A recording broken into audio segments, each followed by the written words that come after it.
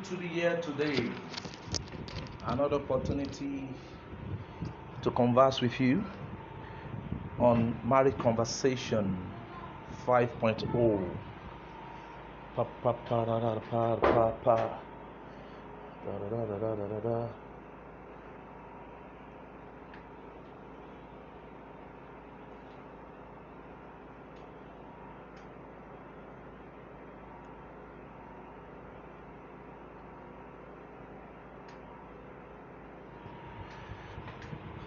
Hello. Are you there?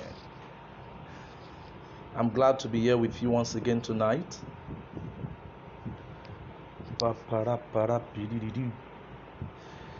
Welcome to Marriage Conversation 5.0, Mental Health and Marriage. Mental Health and Marriage.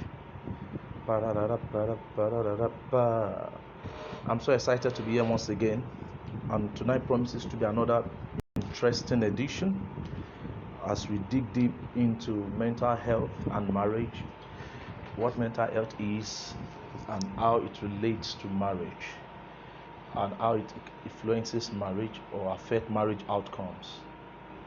It's so good to be back to Marriage Conversation. I'm so excited to be here. I'm just trying to put things in order so that we wait for others to join us. Okay. Oh, welcome, Esther Ilesami. I see you. How are you doing today? How has your week been? Wow.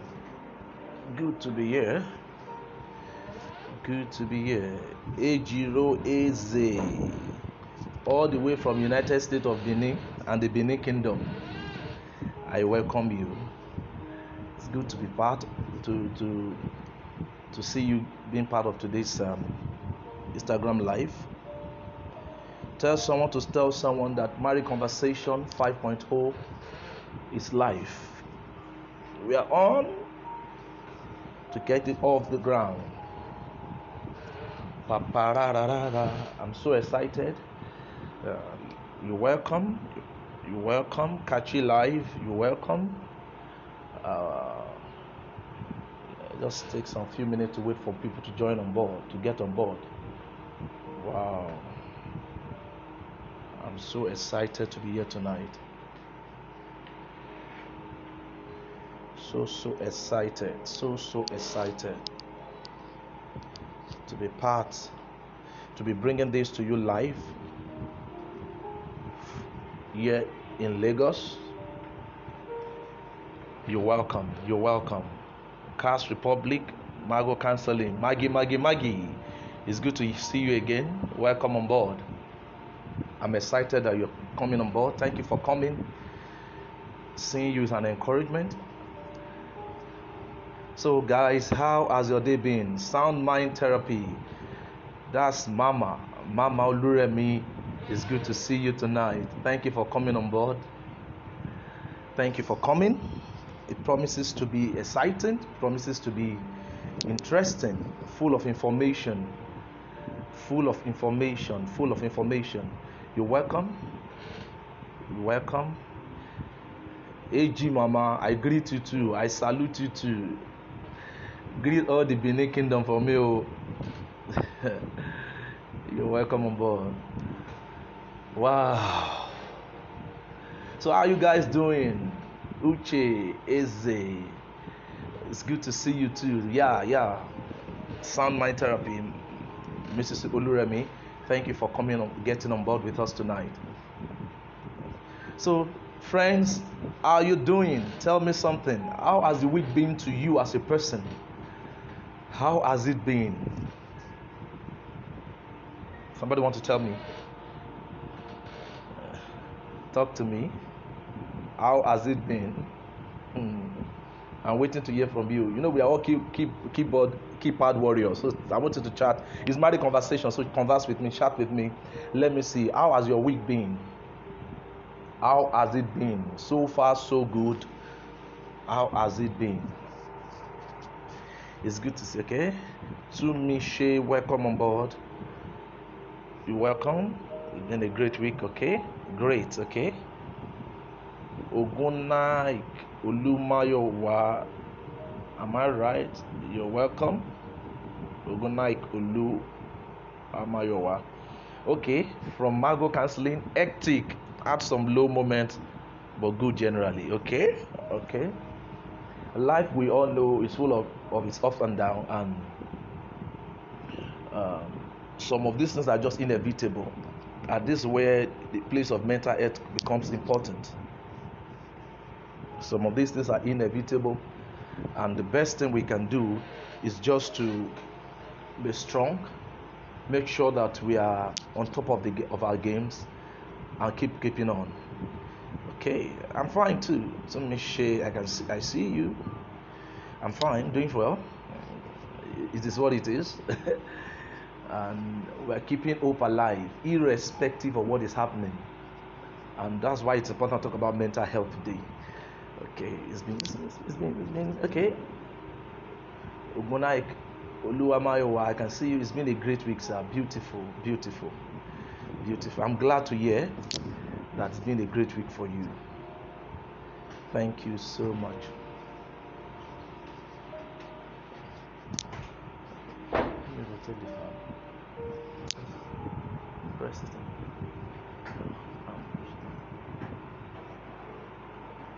Yeah. Thank you. I need to set the fan. No, it's there. It's good. I just want you to. It's okay. Thank you. I want some some fresh air coming from the fan there. Okay. Praise and glory. Thank you for joining. Well, for those of us that have been part of my conversation from the first episode, I wouldn't know if you have anything to tell me. How has it been to you? What has been your light bulb moment? What are your takeaways? What have you been able to take away? Because I know some of us have been part of either the previous first the editions, in terms of maybe the first, the second, the third. This is the fifth edition of Marriage Conversation 5.0. So what has been your own takeaway from any of the editions we've had? I'd like to hear from you, please. Uche_Eze, good to hear. Okay, I thank you, sir. Thank you for joining. I appreciate your comment. Thank you for coming on board. Okay, so peradventure you've been part of any of the previous editions. Can you just tell me anything that you were able to take away from those previous editions, so that at least we can know how far we. Last week, I hosted Mrs. Modupe Eyirim. We looked at making the best out of your marriage, and we had a lot of nuggets. That woman, loaded woman, she gave us a lot of nuggets, a lot of shattering of tables, and a lot of paradigm shifts in terms of our mindsets. Very, very interesting stuff. Then the previous week, we looked at dysfunctionality and marriage, where we had Mr. Francis Ari Elam, a psychotherapist, and it was another interesting edition. And I think the one before that one also was another interesting one. And it's been interesting from the first day. Now you are married. I took the note. Now you are married. There was the first edition when I spoke about marriage from 4 different perspectives, and beautiful. Okay, last week was really full of insight. Okay, thank you. Omolola, welcome. Inspired _ the expired. Taiwo Akinlalu, I see you. Thank you for joining. Or anybody want to talk to me about your takeaways from the previous editions, the previous editions we've had? Anything at all that you can remember that were your takeaways from those editions? Anyone at all? I'd like to hear from you before we jump into what we have for tonight. For the benefit of those that are just joining, we're looking at I want to welcome you to Marriage Conversations 5.0, where we look at different issues as it relates to marriage. And I'm so excited to be bringing to you today mental health and marriage. And I'm so full of excitement to share some of the points that I have here, that I've listed here, to share with you. Okay, so thank you once again for coming on board. Welcome to Marriage Conversation 5.0. Today, as you might have seen in the flyer, I'll be talking about mental health and marriage. There's no way you can separate, especially for those of us that are married, even for those that are in a relationship. There's no way you can separate mental health from virtually every area of our lives. And if there's another aspect of our life that is so important that mental health plays a great deal of role and that also influences mental health, is marriage or relationships. And that is why it's very, very important tonight that we look at this particular matter to a very large extent, some depth into it, then give some suggestions of what we can do, and also be looking forward to hearing from you also. I would like you to drop your questions, your comments, what have you. Okay. Taiwo Akinlalu is talking about last week, 2 weeks ago. Okay, the guest mentioned that there is need to deliberately look away from the errors of your parents and deliberately make your marriage work. Okay, we're talking about dysfunctionality and marriage there. Then that was what we had 2 weeks ago. That look, every one of us have one dysfunctionality or the other. That even the most functional relationship has some element of dysfunctionality. So, but the question is, are you going to continue to live in that dysfunctionality? You need to come to the place of acknowledgement of whatever dysfunction you are exhibiting or you are manifesting, and seek for help when necessary, or begin to have an internal dialogue with yourself that look, I do not want to repeat these errors. I do not want to repeat this wrong perspective or mindset as far as marriage is concerned, as probably carried out by our parents. Okay, thank you so much for that. Ibironke Abiola, I see you. Welcome on board. That's my wife. Not around tonight, at least from where she is. She has joined us online now. Babe, I miss you. We started a bit some few minutes late today because you're not around, but no problem. Women are powerful. Women, God bless women for us.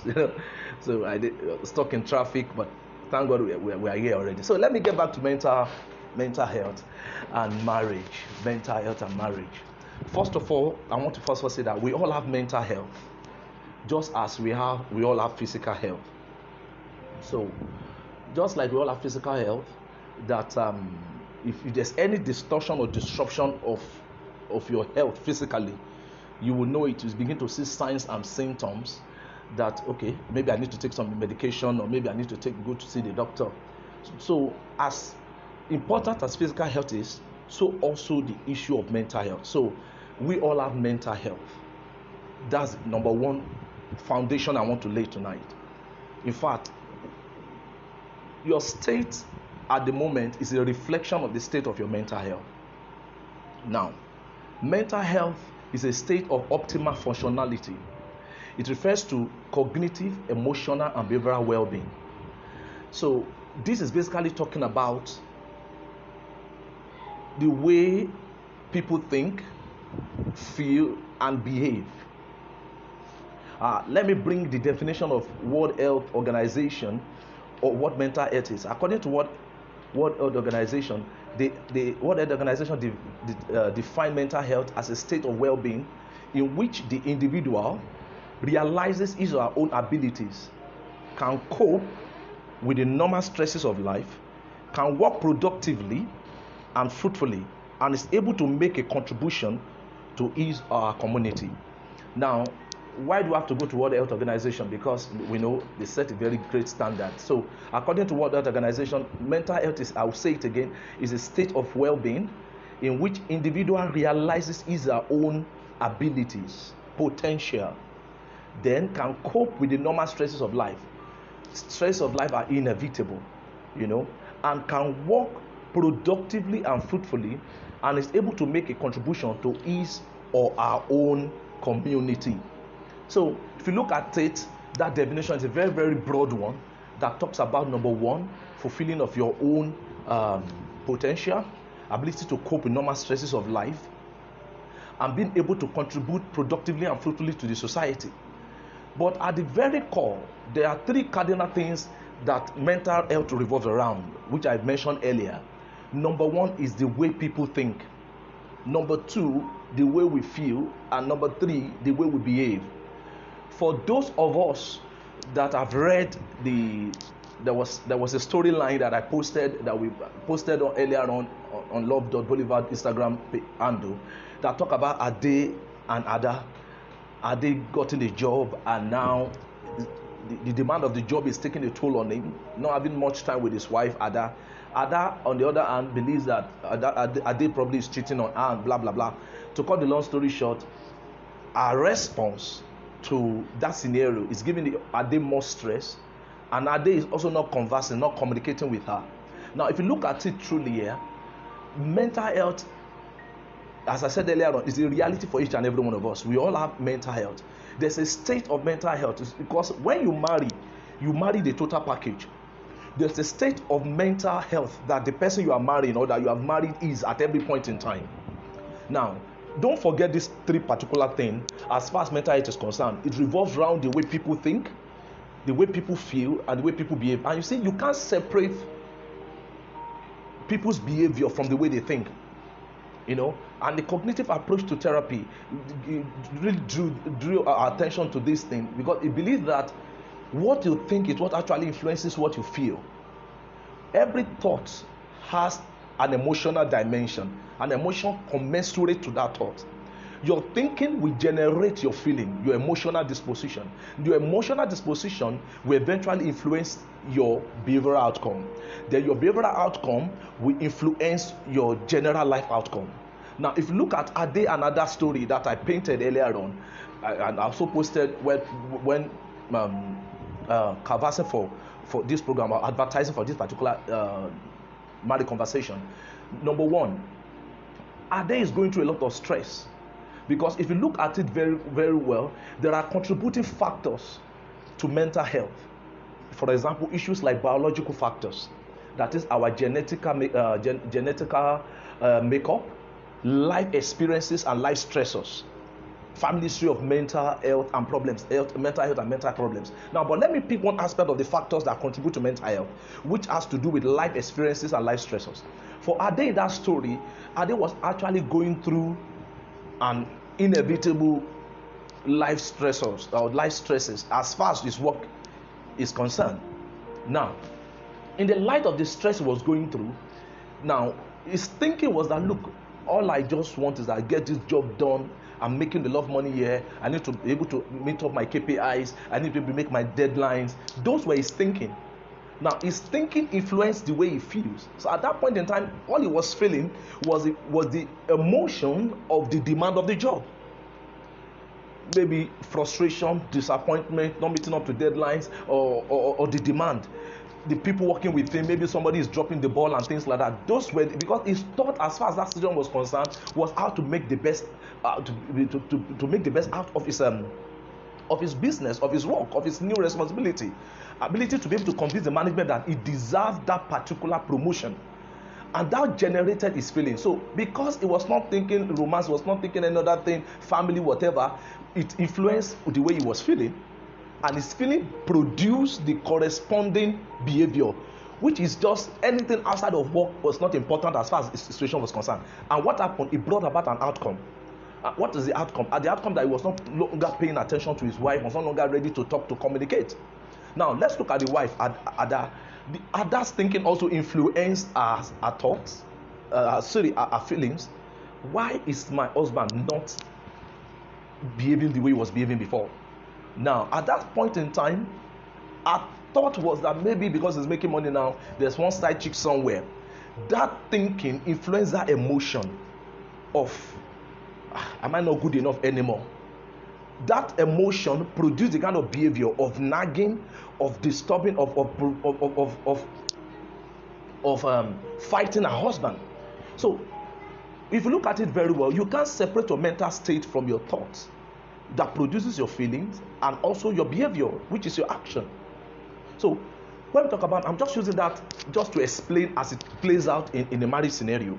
Now, is your mental health is your general state of well-being and state of mind, something that should be looked after. Now, if we want to talk about marriage, in marriage, the affirmation, confirmation, validation that we give our spouses, there's a way it influences their thoughts. Their thought influences their feelings towards us, and their feelings eventually determine their behavior. So at times they say this: if you see a woman that is, you can say, this woman is a bad woman. The question is, what is the man feeding her with? Because our behavior cannot be better than our state of mind. And our state of mind is what will influence our feelings. Our feeling will produce our behavior. Our behavior will produce our outcome. So let me continue. But the opposite of mental health is mental illness. So what is mental illness? Mental illness is something that disrupts your mental state. Mental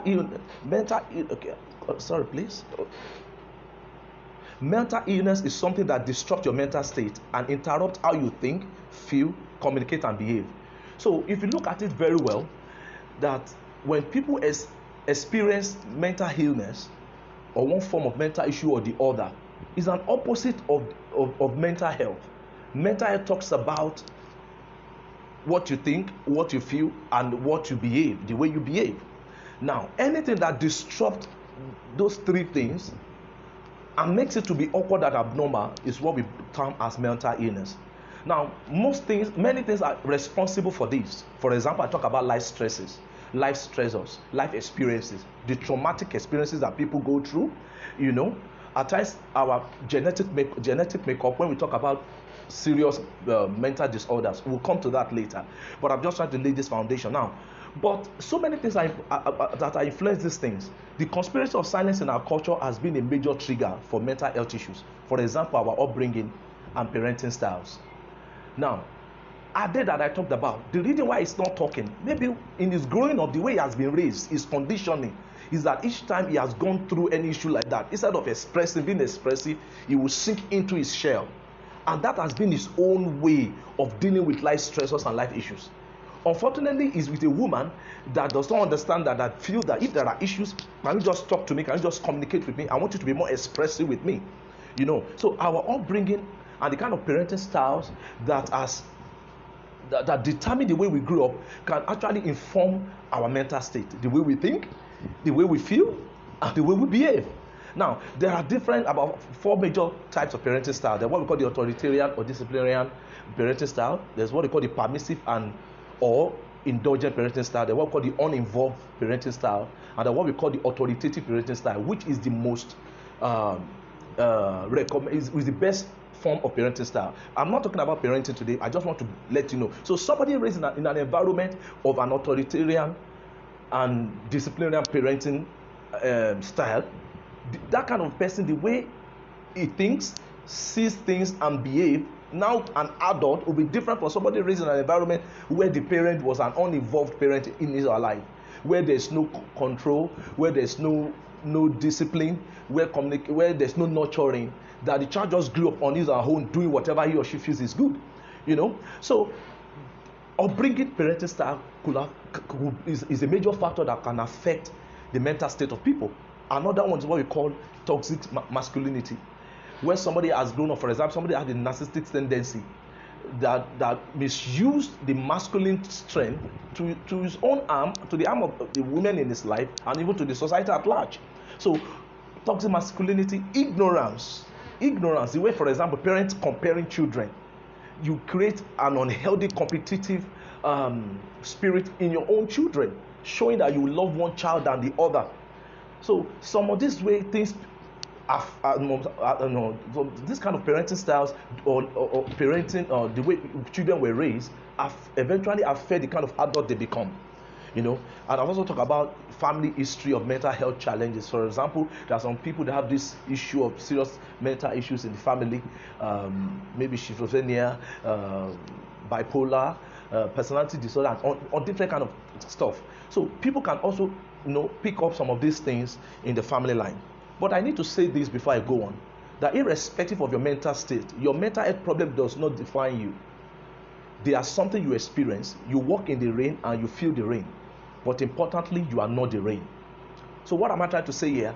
That no matter the state of your mental health, no matter your mental state, now, whether it's on a very positive side or on a negative side, or the one that is kind of affecting your functioning in your marriage, It does not really matter. The most important thing is that now that we are bringing this kind of information to the table, people can come to a point where they can begin to seek the necessary readjustment. Some may probably need to come for therapy. Some may probably need just to pay attention and be more intentional and be deliberate in the way they run their lives and their lives affairs. So, but in looking at mental health is best explained as being on a continuum. Because no matter where you are or where I am, we all are oscillating. Let me create this scenario. It's like you have a swinging pendulum. To explain mental health, let me use this particular scenario, like a swinging pendulum. Like we have like the upper scale and the lower scale, or let's say from the right hand side to the left hand side. Let's say this upper scale or this right hand side talks about mental health, that is being on a state of positive mental health, on a positive mental state, and this lowest part talks about mental disorder. Now, each and every one of us, we are on a continuum. We gravitate or we oscillate between these two ends, the state of positive mental health and the state that we call the lower end. I call it the state of mental disorder. Okay, let's say on a scale of 1 to 10, let's say 10 talks about a state of mental wellness, while 1 talked about a state of mental disorder. So due to life stressors, due to our genetic makeup, due to our upbringing and the kind of parenting style that conditioned us, we all move, we oscillate. So there are some point in our lives that we are so close to scale, on the scale to 10, when you seem to be on a state of mental alertness and everything. And there are times due to life scenarios and life situations that we come close down to the state of mental disorder. When we talk about that state, we're talking about places of people having depression, anxiety, PTSD, social phobia, worry, fear, and the likes. Are you getting it now? So when it comes to mental health, at one point or the other, due to life situation, for example, somebody that just lost his job due to COVID-19, somebody that I remember during the lockdown, that, people were we're all full of fears. I hope I'm not. Immediately just start coughing or start having some very funny feelings in your throat. And they're what they call self-fulfilling prophecy. Because these are the things we are thinking. Your body, your physiological body begin to respond to your dominant thoughts. And you begin to have the physiological manifestation of what's going on in your head. So during those periods, people's mental health was really affected. A lot of people were depressed. A lot of people were full of worry. A lot of people were anxious. When you go for the test, you'll be wondering, I hope it's not going to be positive, is it going to be negative, and things like that. So what I'm trying to say is that on the scale of mental health, seeing it as a continuum best explain mental health. So at one point or the other, you are at a particular state in that continuum of mental health, from the scale 10 to the scale number 1 being the lowest. Due to realities of life and life stresses and life challenges that we go through at every point in time, we are at one state of mental health or the other. Now, we're on that scale of 10, we are thriving, we are content, and we are fulfilled. So to ascertain that somebody is mentally healthy, what are the things that can show that somebody is mentally healthy? Number 1, being resilient and being able to cope. Some people go through the same life situation, for example, loss of a job, maybe armed robbery attack. Somebody, for example, somebody was probably gang raped. These are terrible life stressors. These are terrible life issues. Maybe domestic violence in a marriage. Now, those things, when it happens to one, it affects one's mental state. And when it affects our mental state, it affects how we think, or what we think, what we feel, and how we behave. And that is why, for example, in marriage, when a man has cultivated the habit of talking down on his wife, I've never seen any good about his wife, and keeps talking down, lashing out at her, or a woman that has made it a practice to always compare her husband with another person. Look at you, ordinary this you cannot do. Look at your fellow friend, this is what I've done. And she keeps doing that. What she's doing that she may not understand is that she's sowing seed into the mental state of that man. Now, if that man does not have resilience and ability to cope with that situation, such a person mental state can go down along that scale. So, I remember when my mom lost my dad over 20 years ago. Now, with my training, I understand better. No, for many years, she could not get herself.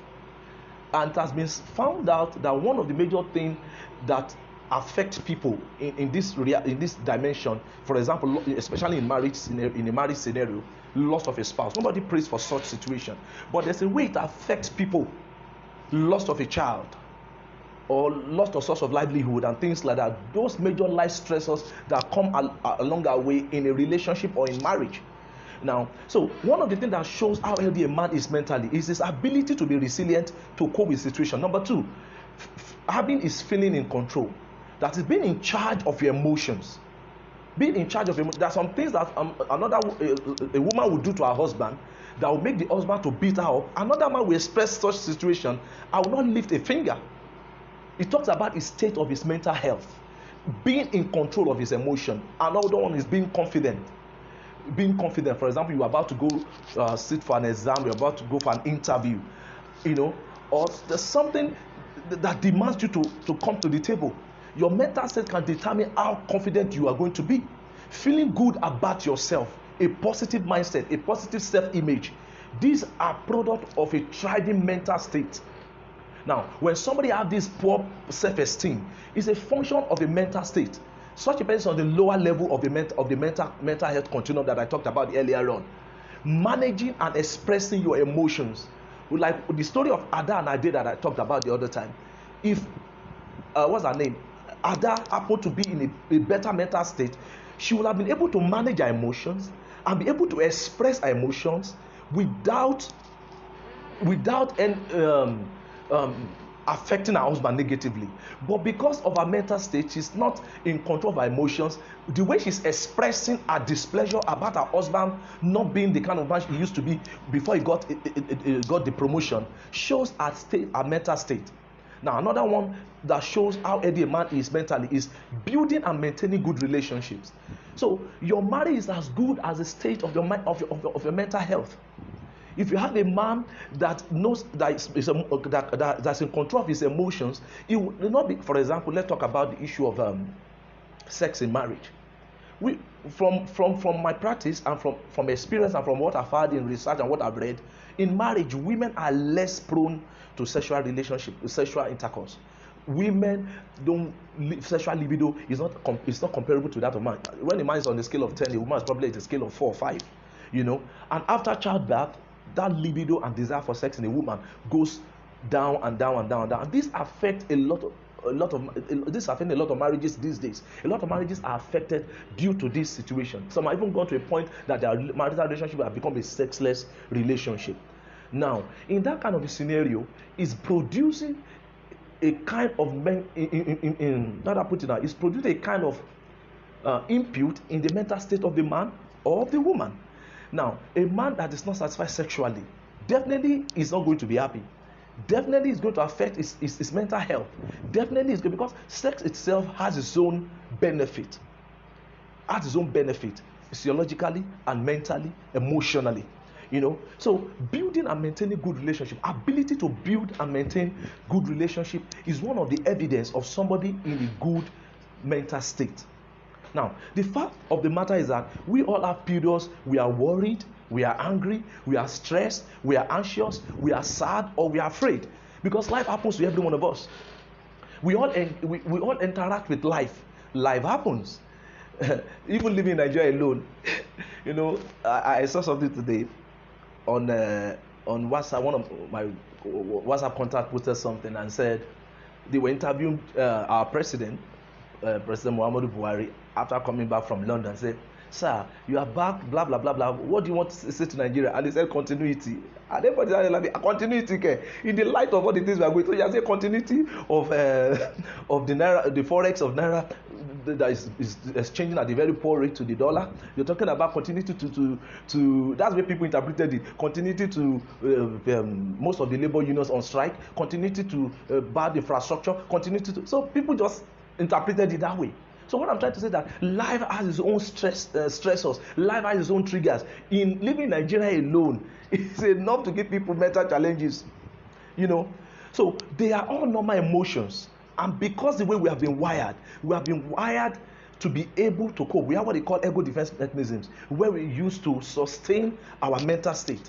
But you see, when these issues, these negative emotions that I talked about, like worry, anxiety, stress, sadness, being fearful, and the rest, when all these things persist long enough for a very long time, and when they begin to affect the day-to-day functioning of the individual, they can develop into serious mental issues and mental problems, such as the issues that I talked about that are the lower scale of the mental health continuum. So if somebody is on scale 10 and life happens, marriage is not fine. The man and his wife, like Ade and Ada, they're having serious issues. They are not ready to sit down and talk about and iron them out. Then along the line, maybe something happened at work, either of them got a query, or maybe one of the child is sick, or an accident happened, or anything at all that can affect, that can destabilize the mental equilibrium of the family. When we undergo such issues and we do not address them, and when they are there persistently, like Ade and Ada story that I was talking about, when this issue persists over and over and over and over, and they do not come to a point where they come to resolve it, they begin to move from that scale, from 10 down to 9 to 8 to 7 to 5 to 4. And if Ada do not do something about it, it can lead to depression. Because now she's thinking maybe her husband, because that's what she's thinking, her reality and the things she'll be seeing will begin to play out to what she's thinking. Suddenly one day, maybe somebody, a friend in the office, will probably want to hug Mr. Ade. Say, hey, Mr. Ade, how are you? And probably by mistake, a lipstick will stain on his shirt. And the wife will look at it and say, one day, we want to do the laundry. Mr. Ade, where is this lipstick coming from? Then she, because they are not dealing with the issue, this thing begin to go on and on and on and on and on. Trust issues come to the table. When trust issues come to the table, you are beginning to shake the very foundation, one of the major pillars of a marital relationship. And when that happens, what happens is that the mental state of the woman gets worse and worse. To make matter worse, maybe the man now comes home one day and says, look, I'm sick and tired of you. I'm probably just move out from his room to the guest room. And the matter begins to degenerate. And ordinarily speaking, marriage is designed to help us to be a major support system, to help people cope with their mental issues. So even if you have serious mental health challenges, when you are in a good marriage, where friendship is on the table, where companionship is on the table, where understanding is on the table, where mutual respect is on the table, where trust is on the table, it will help mitigate the effect of those life stressors. But in a situation where this issue persists for a very long time and people do not deal with it, just like cancer, when people present with cancer on time and they go for the necessary treatment, it's not going to be a death sentence. So when mental issues such as disagreement between husband and wife, anxiety, fear, worry over a matter, a way of what are we going to eat, what are we going to drink, how are we going to pay school fees, when those issues are not dealt with on time, they can degenerate. And mind you, if people already have an underlying mental issue, maybe due to the kind of family this person comes from, what happens is that the issue degenerates on and on. And some of them can eventually go on to have some serious other mental issues, like eating disorders, social phobia, post-traumatic stress disorder, obsessive compulsive disorder, OCD, PTSD, and different kind of things you can think of. And these disorders, we only do one thing to every one of us, is to bring about disability. What is disability? That is, it will reduce our capacity to function in our day-to-day activities. Suddenly, this guy that is doing well in his place of work will start dropping the ball. Suddenly, this person that is cheerful, doing well, and things like that, you just suddenly see that this guy is feeling irritable. Any small thing, is ready to pick up a fight with his colleague in the office, and things like that. So, when mental issues are not addressed, they go on to become mental disorders. They become more chronic and become more serious. Chronic and serious issues that people may eventually need to probably see a psychiatrist and the likes. But seeing a social worker, a counselor, a psychotherapist, when the issues are mild, can help people to save them from developing issues that can become more psychotic, that may probably need psychiatric evaluation and the likes. Okay, so when you throw marriage into the mix of all this, what does this simply mean? Let me quickly share one or two things about how marriage now come into the midst. Number one, the person you marry or you are going to marry is in a particular state of mental health. I want to quickly say that. So it's either on the scale of 10 to 9, where does your husband or your wife falls? Number two, marriage comes with its own natural issues that needs adjustment on the part of the couples. One greatest thing that every couple will learn to do for the rest of the life of their marriage is adjustment and adaptation. Now, and one of the things you have to adapt to is the reality of the mental state of your spouse, because everyone is a reflection of his mental state. Now, if you have somebody that is healthy mentally, those 16 I told you about, that has ability to cope with life stressors. So when life situations happen, he has a shock absorber capacity. For example, somebody that's in control of his emotion. When they receive bad news, is in charge. He's not going to allow it to affect him or her. And that's why marriage is important. Two are better than one. When one falls, the other can pick him up. But when most of the time, when husband and wife do not understand this dynamic function of marriage, that we're expected to take turns. So when one is weak, the other one is strong. When one is strong, the other one is weak. When one is losing his mind, another one is standing strong. Sweetheart, don't worry. They might have sacked you. It's not the end of life. You will get another job. But you cannot imagine coming back home. I've just gotten a sack letter. And the first thing is told your wife is saying to you after telling her, look, this happened. You say, why would they sack you? I've always known you that you're a very responsible man. I've been telling you that you're not responsible. You can imagine what will happen to such a man. Such a man can even think of probably suicide ideation, can get to a point of suicide ideation. Such a person can become violent with the wife. Funny, for example, a man in his marital relationship with his wife that cannot perform his sexual obligation, probably having erectile dysfunction. And such, every man's ego is tied to his sexuality. You can imagine not having a woman that is understanding, that can hold you by the hands while you go through that situation, to encourage you. Say, don't worry, honey, we are in this together. But you can imagine in a relationship where even while you don't have erectile dysfunction, you have trust issues with your wife. Now you don't have erectile dysfunction. You can imagine that state. Apart from the erectile dysfunction, what is doing to the man? The fact that he cannot even trust his wife is even killing him. So marriage comes with its own natural issues that need adjustment on the part of the couples. And number three, marriage ideally should provide the needed support in handling mental health issues, just like physical health. I remember those days when I'm physically down health-wise. My wife probably, okay, let's get to the hospital. Okay, let me drive you down. The doctor, my husband would like to see you. Just as we provide care for our loved ones, for our spouses, for our children, when they have physical health challenges, so also is what we are supposed to do when they are going through one health challenges or the other. For example, those that are on the very lowest part on scale, on the lower rung of the scale of mental disorder, something like, for example, somebody married to someone suffering from bipolar. That's a serious issue. That's a more serious mental issue compared to somebody probably having maybe fear or something. Or somebody have a personality disorder. That relationship, borderline personality disorder, such a relationship will be so chaotic. Because today the man is in love, tomorrow is out of love. Today he see you as the apple of his eye, tomorrow he see you as the worst thing that has ever happened to him. So mental health is a serious issue.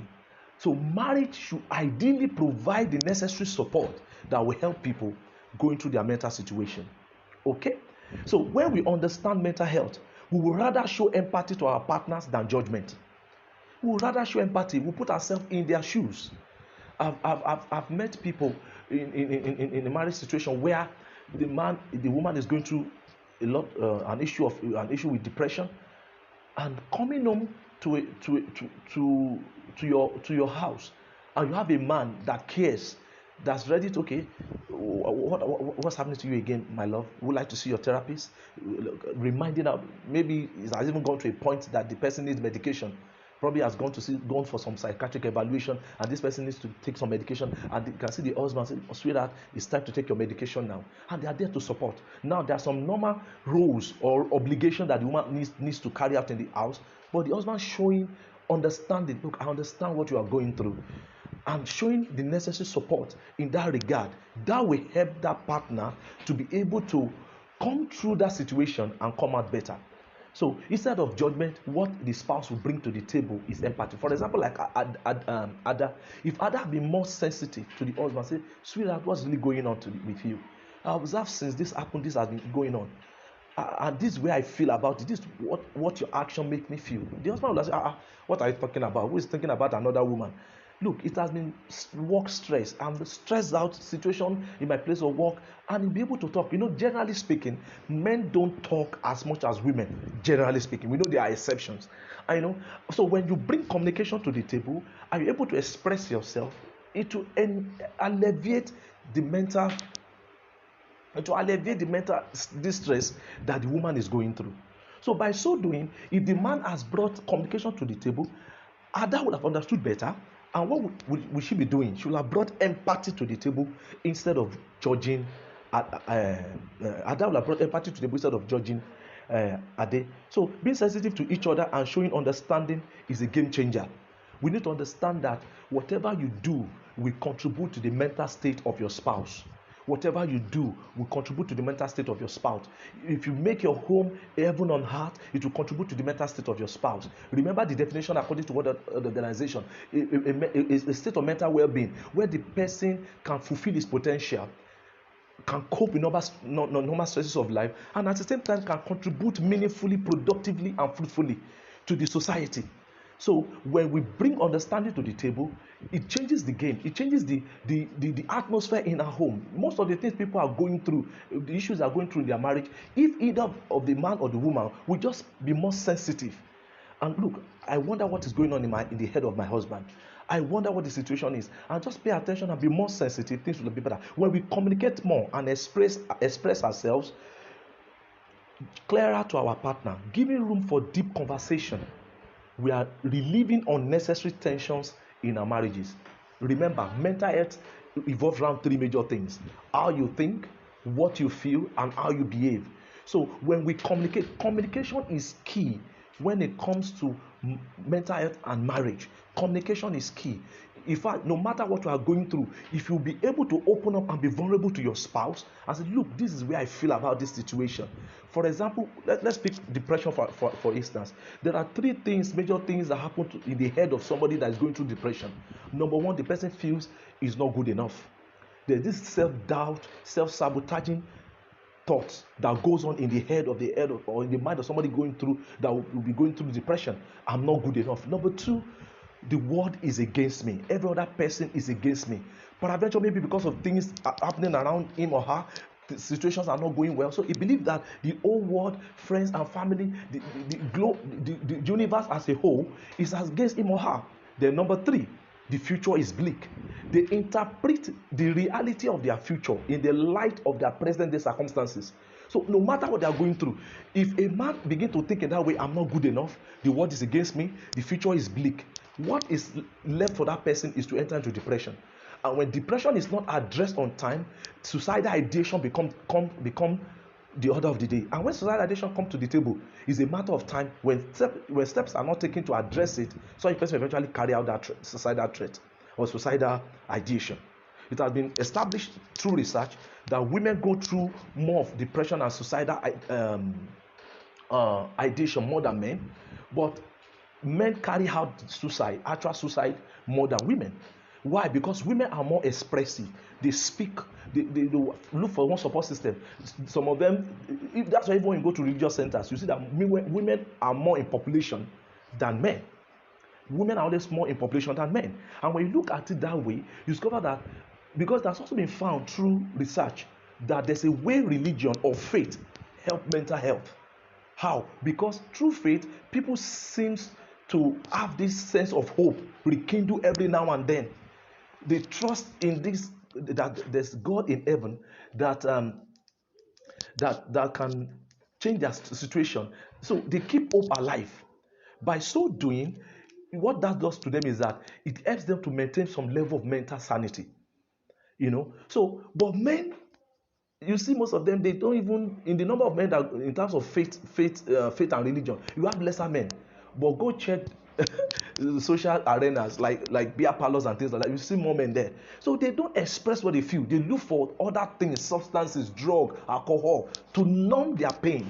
And eventually, because they do not express what they are going through, what happens is that they eventually carry out the suicidal thoughts. Now, what are we trying to say? Communication is key. Communication is key in as far as mental state is concerned. As I said earlier on, we are all going through one bout of issue or the other. We are all at one point on that oscillating scale, moving from a state of mental wellness, mental alertness, positive mental state, and mental disorder. But if we take advantage of the support system that marriage brings to the table, being vulnerable to our spouses, full of communication, open communication, deep conversation with our spouses, and not being judgmental, being empathetic with our spouses, we can help and make our relationships better. So what I'm trying to say in a nutshell is that mental health affects marriage, and marriage affects mental health. And another beautiful thing you can do is that when you encourage your spouse, when you discover that at this point my husband or my wife need to see a therapist, need to see a counselor. And as I need to tell people, you don't see a counselor or a therapist when things are totally bad. People on this part of the world believe that you only need to see a therapist or a counselor when the situation has gone out of hand and things are at the lowest level. No, you do not need to allow things to degenerate to that point. For example, maybe your husband is going through a very hard time as far as his finances is concerned, and you discover that maybe he's still not talking. You want to encourage him. You can start to pay for a session for him. Okay, go see a counselor. I paid for a session for you, where he can go speak to a professional, where he can open up his heart. You see, we call it talk therapy. It has been found that talking is therapeutic. Talking is therapeutic. When you come to an atmosphere where you can talk, express yourself without being judged, where you can be yourself, no matter how nonsensical your thoughts and your ideas, your thinkings are, somebody is there to listen to you and help you to trace and track back those irrational thoughts. It has been established that human beings have the capacity for both positive and negative thoughts. In fact, 80%, thousands of thoughts go through our head on a daily basis, and 80 to 85% of it has been found to be negative. And that is why it is important that in marriage, your marriage should not be a place that will add to the burden that you are predisposed to. Your marriage should be a place of genuine heart-to-heart conversation, where you can be vulnerable, where you can share your mind, where you can share your thoughts without feeling judged. Well, you can find a friend in your spouse that understands you, that have your back. That I used to tell my wife that my wife has my gist, is my gist partner. That you no holds bar. You discuss anything and everything. Talking is therapeutic. If there's anything I want to advocate here tonight, is that talking is therapeutic. You cannot take away the place of talking. But unfortunately, and that's why communication remains a major foundational pillar in every marriage. And that is why if you are not talking in your marriage, look, you are just bottling up emotions. And one thing about emotions is that emotions don't go away if you don't do something about them. So your emotion influences your mental state. Your thinking influences your mental state. Eventually, it will manifest in your behavior. Then your behavior will now determine your outcome. So if your thinking has not been proper, has been irrational, majorly, it will never produce a rational feeling. Every emotion, every thought, or every thought has its own commensurate emotional reality. And when that emotion builds up, it will translate into behavioral outburst. And when that behavioral outburst eventually is displayed, it determines the outcome of that marriage or that relationship. So today, I want to ask you, what is that one thing you think you can do that can improve the mental state of your spouse? What is that one thing you think you can do that can improve the mental state of your spouse? Do you need to pay more attention? Do you need to be more sensitive? Especially for men. We when we are watching our ball premiership and the likes, or probably you are watching news or anything that that fascinates you, we tend not to be sensitive to our spouses. I know women love attention, and because they love attention, if you do not give it to them, it affects their mental state. Then she begins to think, maybe he does not love me again, or maybe there's somebody out there, he does not even care. Every one of us have what they call emotional bank account, EBA, EBA, EBA. Now, every good deed, every sensitivity, every empathy, every listening, every attention, every validation and confirmation, every good thing that you do to your spouse makes a deposit in the mind and the heart of your spouse. And everything negative that happens, maybe emotional outburst, maybe your nonchalant attitude, maybe you're not fulfilling your promises, any negative thing that also makes a withdrawal from that emotional bank account you have in the heart of your spouse. Now, when you look at this mix, this in and out, deposit and withdrawal that goes on day in, day out, to a very large extent determines their mental state. A lot of women are worried about their spouses. A lot of women. A lot of men also are concerned that if I get home now, this woman will come with her nagging. Some women can't even trust their husband. You can't continue to live in that kind of environment as far as your marriage relationship is concerned. This will not encourage your marriage to be the best it can be. Marriage should be a place of succor. Marriage should be a place of that when the whole world is crashing down, marriage should be your sanctuary where you want to run into. That look, take everything away from me, strip me of everything that I've been able to gather for so many years, but just leave me with my wife or leave me with my husband. We will rise again. That's what marriage should be. Marriage should be a place of true friendship. Marriage should be a place where I can freely express myself. Marriage should be an atmosphere where I can breathe, where the husband and wife can breathe. I can be free to be myself. I can be free to express my ingenuity. I can be free to express my creativity. But when in a marriage where there's no validation, where there's somebody talking down on the other party, where the other party is emotionally or physically abusing the other party, you shut them down. And when that happens, it affects their mental state. One day somebody wakes up and just carry a kitchen knife and stab the husband. You'll be wondering, how did they come to that point where the wife killed the husband? I heard about this story. I read it on the pages of the newspaper that the woman bought new set of knives, and while the husband was sleeping, cut off his manhood. That woman at that point has actually got to the last scale, the last stage on that mental continuum that I talked about. She has lost it. Her thoughts, her feelings, and her behavior eventually determine how to. So it shows how our mental health is very, very important as far as our marriage is concerned. And there you see another relationship where you see a woman who say, look, I won't be what I am today if not for my husband. Even when I didn't believe in myself, my husband was there cheering me on. My husband happened to be my number one cheerleader. You see another man saying, look, today you all see a great man, the CEO of a conglomerate. But behind me is a great woman. That there are days and times when I broke down in my bedroom and the only person that was with me was my wife, cheering me on, holding me by my right hand and saying, sweetheart, you can do this, and keep cheering me on. People may not see the aspect of you, but because you have a partner, you have a woman that understands the place of a man's mental health in the light of his ability to fulfill his potential. What happened? That marriage is doing fine today.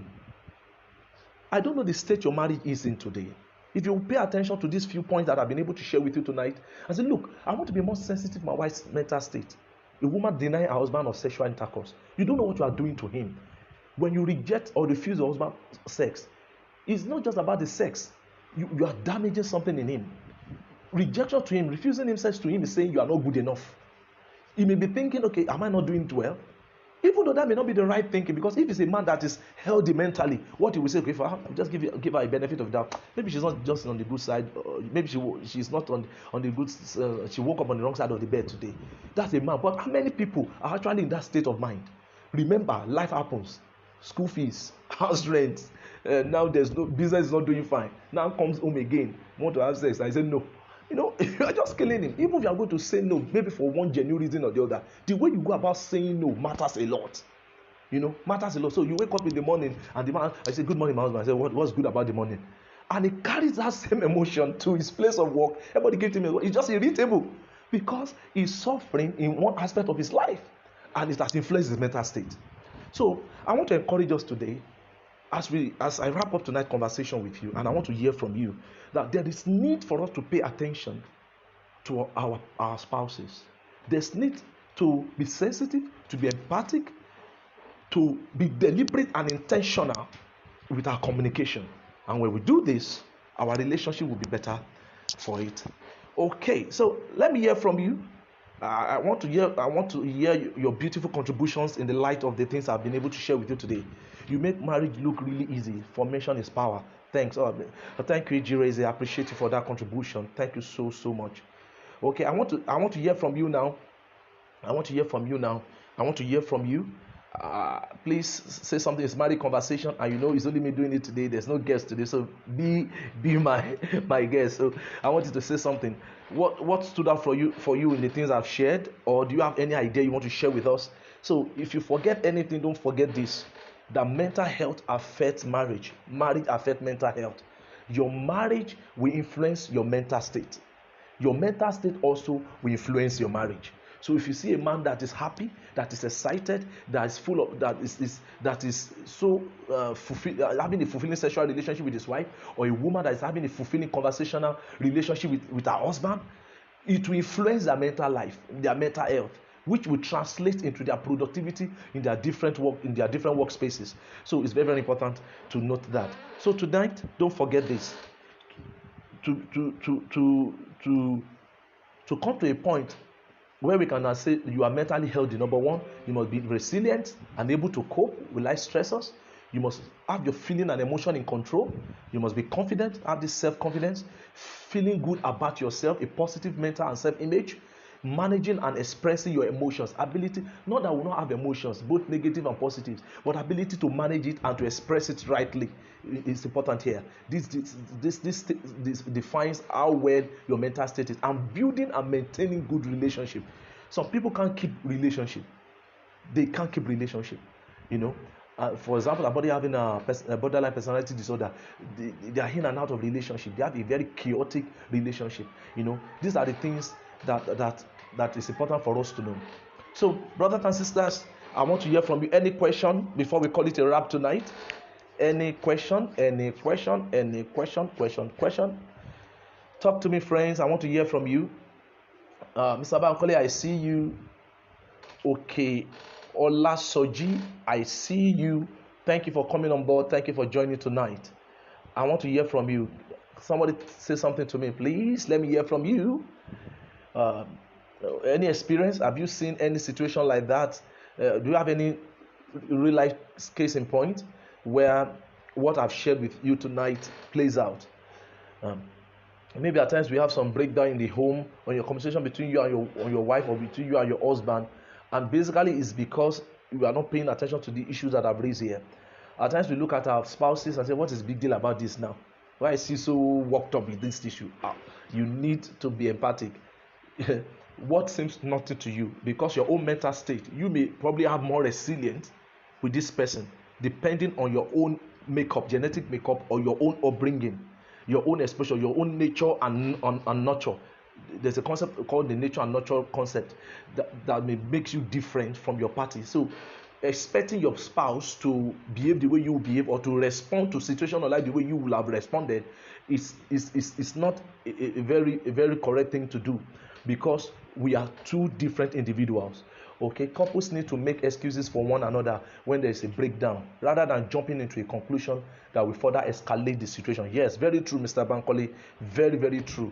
Like what happened to Ade and Ada, the scenario that I painted earlier before during this program, and during that I used in advertising this particular edition of Married Conversation. That if instead of Ada jumping to conclusion, maybe her husband is having an affair, if you have just taken out time, say what exactly is the issue with this man, and just decide to pay attention to the husband, be sensitive to him, I want to know exactly what is going on with his work.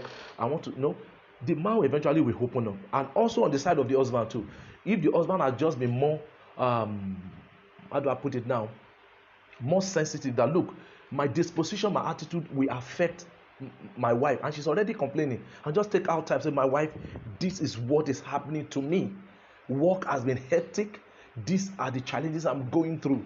And instead of giving this cold treatment, this silence treatment, a lot of men do that. And men, I want to challenge us tonight, Take this away from me, that henceforth I'm going to be more expressive with my wife. Henceforth I'm going to talk more. Henceforth, even if it just take me to send the text message only, if it's just send the WhatsApp message. These days we have so many social media platform we can use to send information or to communicate. Maybe you're at work, just send a message to your wife. Honey, it's been hectic. In fact, I feel like being in your arms now. Just send that alone. By the time you are getting back home, the woman will understand that, look, my husband sent a message to me that it has been hectic. He wished to be in my arms. By the time you are getting back home, the woman will be ready for you and say, oh, sweetheart, sorry. I can only imagine how the day has been for you, you know. But instead of just keeping quiet and just men don't want to talk, because that's one of the things we're talking about. That's one of the toxic masculinity that I'm talking about. The way we've been raised, men have been raised not to express emotions, and at the end of the day, they carry the burden alone, and eventually they get into depression. And because men most of them are not emotional, they are not as emotional as women. They are already expressing symptoms of depression, and people may not know. For example, this unnecessary outburst of anger, because by nature probably they are more aggressive as a temperamental person. Because depression will only take the shape and form of your personality. For somebody that's a melancholy person, that is the introverted person, quiet person, that's even when things are not bad, the person does not talk, is so quiet. When the person is expressing depression, you easily know, because you see the person downcast, the person has no zest for life, has no interest in the things that naturally gives pleasure in life, like going for movies, going on a date night and things like that. They just lose zest for life, they just lose energy for life. You easily track it. But for somebody that is more outgoing, an aggressive person, an highly ambitious person, when they are going through depression, you may not even know, because they are only having this outburst of anger, and you don't know that these are symptoms and manifestations of the fact that this person is getting depressed. And when you do not communicate what you are going through, your partner may not know how to help you. Your partner may not know how to recommend the necessary support that you need. So men must learn to be more expressive. Okay, I say, Pastor Talks, as you demonstrate positive self-image, also give positive regard to your spouse. Beautiful, sir. Positive regard, unconditional positive regard. That is, you see your spouse as human being first. You are not judging the person. You don't want to use your own mental state, for example, your intellectual state, because, for example, let's say you are this calculating person, highly intelligent person, a go-getter, no look face, no mawojushi kind of person. And now your wife maybe is the kind of person that takes her time and things like that, and you're already judging her based on your own definition of what somebody should be, what an intelligent person should be. So thank you, Pastor Stokes, for that. Positive, you demonstrate positive self-image, also give positive regard to your spouse. Thank you so much. I also see, okay, my life, Ibironke Abiola, my light bulb moment. Your mental health affect your marriage, and your marriage affect your mental health. Very true, very true, very true. If you are in disarray mentally, for example, somebody that is going through bipolar disorder, for example, those are very serious mental challenges. There's help is available for such, and you are married to such a person. You know, the relationship cannot be what ordinarily it should be. And so the other party will have to be able to bring a lot of understanding, a lot of support, taking the person probably to go see the psychiatrist, or probably to encourage them to go see the counselor or a psychotherapist, and in order to help them go through that situation. And when they begin to manifest the symptoms of that mental disorder, the ability for the spouse to understand with them and be empathic and not judge them based on their action will go a long way to determine whether that marriage will stand the test of time. A research finding came out and discovered that it has moved from 20 to 80%.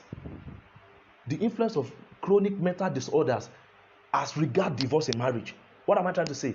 A research finding discovered that the influence of mental disorder, chronic mental disorders, in affecting the longevity of a marriage, whether a marriage will end in divorce or not, has increased from 20% to 80%. Because some of these things will for people that are on that level in the mental health continuum, when they have serious chronic mental health issues, what happens is that person cannot function normally anymore. Some of them you have to look after them, and today they are good, tomorrow they are in a bad moment, they are bad moods. So most people that do not have resilience, that is the state of their own mental health too, resilience and ability to cope, will say, look, I can't take this anymore, and they'll just throw in the towel and just want to walk out of that relationship. But you remember, one of the things that also help us in our mental health and marriage situation is remembering our marital vows, for better, for worse, for richer, for poorer. So when your spouse is going through a series of mental health challenges, whether from the mania ones, the averagely not too chronic ones, to the more chronic ones, there is need to come to the table with commitment to that marriage. And listen, it's not commitment if it's convenient. Every marriage will go through one stage of one challenges or the other, but your ability to develop your own mental health, because that's why I said that your mental health will affect your marriage and your marriage will. So most of the time why people eventually walk out of their marriages is because they can no longer cope. Their mental health has come to a point where they can no longer cope, and they come to a point of irreconcilable differences, and especially when the other party is not doing anything at all to make things better, So your mental health truly will affect your marriage, and your marriage will affect your mental health. Thank you so much for your Remy, that's Shewushikoya. Thank you for joining. I appreciate you. So I'm going to tidy it up now. In the absence, I don't know if there's any other question. I've seen your comment. Thank you for those comments that you've been dropping on the chat. I can see them. Thank you so much. So I want to bring this tonight's conversation to a close by letting you know that no matter the state of things in your marriage, or no matter the state of your mental health, there is help. You can seek therapy. I'm a professional mental health counselor that also specializes in relationship and marriage counselor. Help is out there. Take advantage of the support system that you have. Some of us are church support system, community support system, professionals. We have professionals like myself all over that can help you pull through this thing. And most importantly, husband and wife, take advantage of what marriage is meant to provide. When one is down, the other will be able to pull it up. We don't know how much damage we are doing to ourselves. We are subchanging ourselves when we are not in harmony with our spouses. We are really subchanging ourselves. There's a geometric progression that spouses make when they are in harmony. We are not saying you are going to have an 100% no fault, no issue. No. But when you are in a state where your marriage is in a place of mutual understanding, mutual respect, you never can tell how much you can do, how much you can achieve when both of you are in harmony. So on this note, I want to call it a wrap. I want to appreciate you for joining me tonight to make tonight another interesting session. Okay, thank you for the unveiling. Okay, Mr. Uche_Eze, thank you so much, sir. Taiwo Akinlalu, thanks for your sharing, sir. It's been a swell time. Thank you, Taiwo Akinlalu. I appreciate you. So, till I come your way next week. Next week promises to be an exciting one. We are going to be looking at something very, very important. And I don't want to spill the beans now. I'm going to be bringing a sex therapist. We're going to be talking something related to sex, the other room dimension. And I'm bringing a professional, a specialist that will be talking to us about sex. Don't let me let the cat out of the bag yet. So I want you to watch this space. Something very important. Sex is a very, very important aspect of every marriage. In fact, I can tell you how healthy your marriage is if I can know about your sex life. So sex is crucial. Sex is cardinal. It plays a cardinal role in the success of every marriage. So watch out for next conversation, marriage conversation. That will be marriage conversation 6.0. I'm just already giving you a tip of the iceberg of what to expect, and I look forward to coming your way again. Thank you so much. Knowledge Gain, that's Mr. Bankole Peters. Thank you so much, Tumiche. Thank you, sir. God bless you big. Thank you for coming on board. Your contributions and encouragement, and I love you all. Till I come your way next week, Friday, 8 p.m. on Marriage Conversation. See you. God bless. Bye.